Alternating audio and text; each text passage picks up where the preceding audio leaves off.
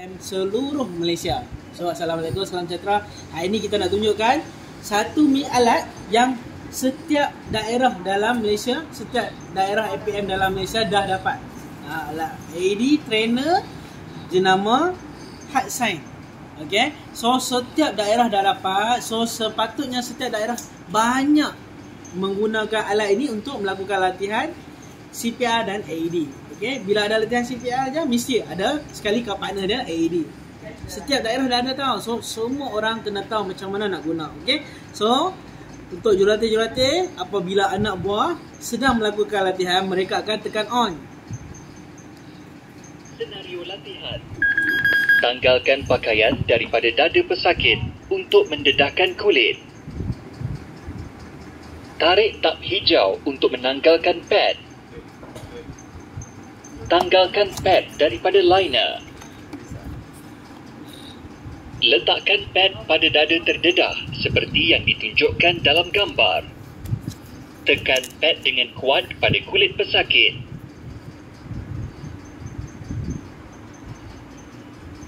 Tarik tab hijau untuk menanggalkan pad. Tuan-tuan perempuan tengok, dia akan ulang benda yang sama. Letakkan pad, lekatkan pad. Okay? Sebenarnya selagi kita tak tekan kat remote ni, selagi tu dia akan ulang.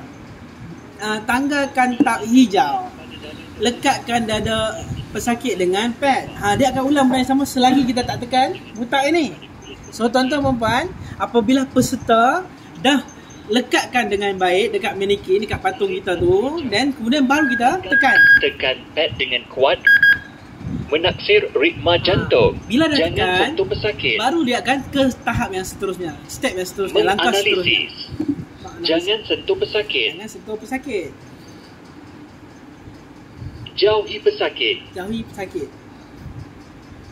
Kejutan dinasihatkan. Kita dinasihatkan. Jauhi pesakit. Tekan butang kejutan jingga sekarang. Okay, everybody clear?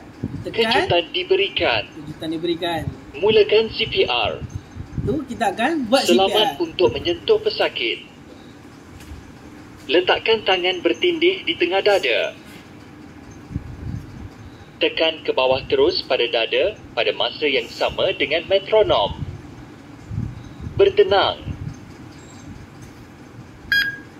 So, peserta akan mulakan tekanan dada mengikut rentak yang dihasilkan bunyi ni. Okay? So, tuan-tuan perempuan, poin yang saya nak hafal hari ni, bila peserta dah tarik pad tu, cepat-cepat tekan remote ni.